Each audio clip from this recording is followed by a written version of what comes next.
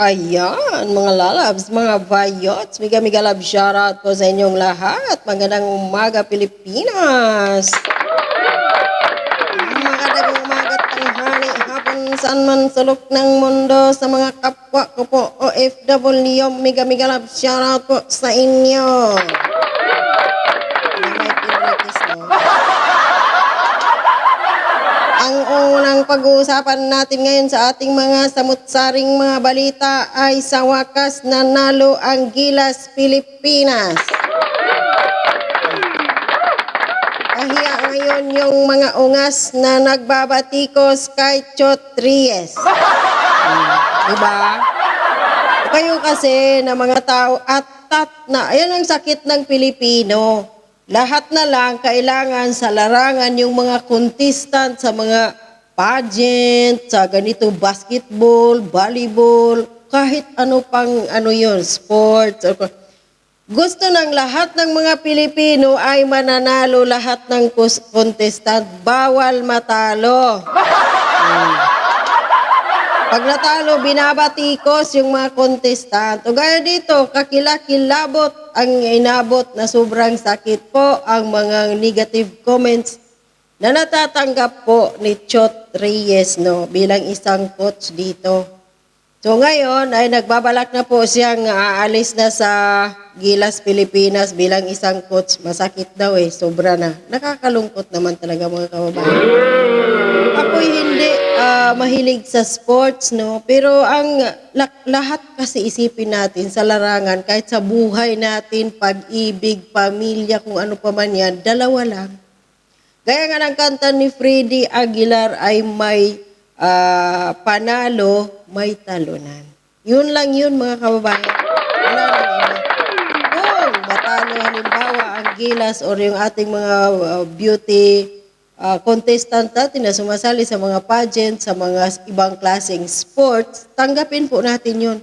Dahil malamang hindi sila pinalad at hindi nila kasalanan yun. Bakit? Ginawa po nila ang kanilang best. Ganon din si Chot Reyes. Ginawa po niya yung best bilang isang coach. Kaso lang talaga siguro hindi para sa kanila yung unang mga pagkapanalo ng mga taga-iba't ibang bansa.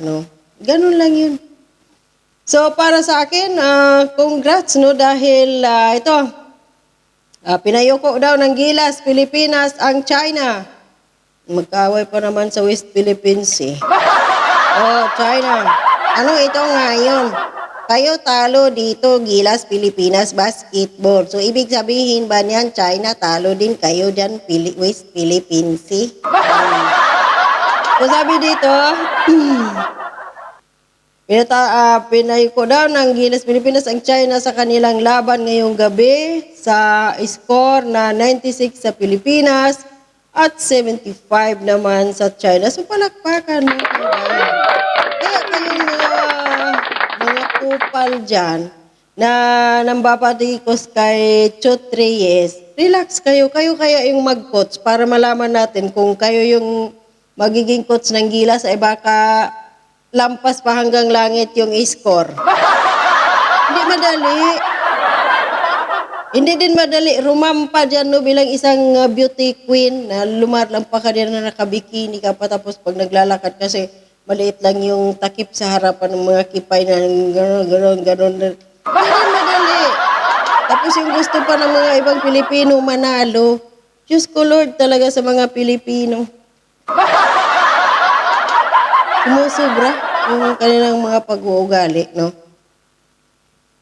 So ito ngayon sabi hawak ni Jordan Clarkson. Hawak daw ni Jordan Clarkson ang highest score ng #FIBA Basketball World Cup game para sa Team Philippines na 33 points. Huling panalo ang Pilipinas daw sa World Cup noong 2014 pa. So, ang kalaban dati ay Senegal. So, nakabawi ngayon,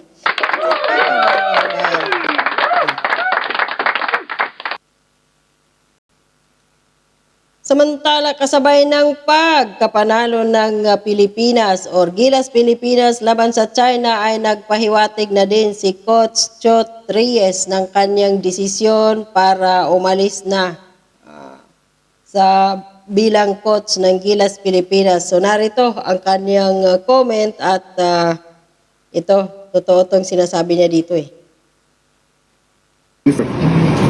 But France didn't advance. Australia is not advancing. There's so many powerful teams that didn't advance. Correct. Pero sa Pilipinas, bawal matalo eh. Di ba? Sa ating mga Pinoy, bawal matalo. So, Ganon kayabang talaga ang mga Pilipino. Ganon sila mag-isip. Kailangan laging panalo. Bawal talaga matalo. Tama naman talaga si Chot Reyes eh. Kung yung mga ibang bansa nga na napaka-powerful pa ng kanilang mga player, pag natalo, tanggap nga nila eh. Matatandaan ko mga kababayan, yung minsan akong nanood ng away, parang yung sa buong buhay ni Pacquiao na nanood, hindi kasi talaga mahilig sa sports, gaya sinabi ko sa inyo. Nung nasa Saudi pa ako, parang 2 bisis yata ako na nanood ng away ni Pacquiao. Yung una niyang away yata yun ay kay si Hatton, na parang 2 round lang yata. O, nakatulog si Hatton noon. Ano ba yung ginawa ng nanay? At saka yung kapatid natin, yung jowa niya, paliiling-iling lang ganyan. Na natumba si Hatton doon at nakatulog. Tanggap nila. Hindi sila makikita mo ba doon sa kanilang lugar sa UK na, si Hatton walang kwentang, baksingiro, lamya, lampa, or kung ano pa dyan, wala. Only in the Philippines siguro na talaga bawat kung ano man yung larangan ng sport, pati mga beauty pageant, kailangan talaga yung contestant or yung mga players ay manalo. Bawal talaga matalo. So ngayon, pangalawang panood ko ng malas talaga ko pag nanood ng away ni Pacquiao. Dahil yung pangalawa, yung si Marquez, yung nakatulog siya. Nanaiyak si Jinky, kaya akala niya patay na si Manny. Wala na, hindi na ako nanood. So, balik tayo dito kay Chot Reyes. Tama siya dito eh. Napakabastos po ng ibang mga tao. Kung ano yung mga pinagsasasabi. Kaya ako mga kababayan, manalo matalo, suportahan po natin ang ating tawag dito, mga manlalaro, no? Hindi yung kukutsain natin mga kababayan dahil hindi po kayo ang andyan, no? Hindi, kumbaga sa Bisaya pa, hindi di lalim down.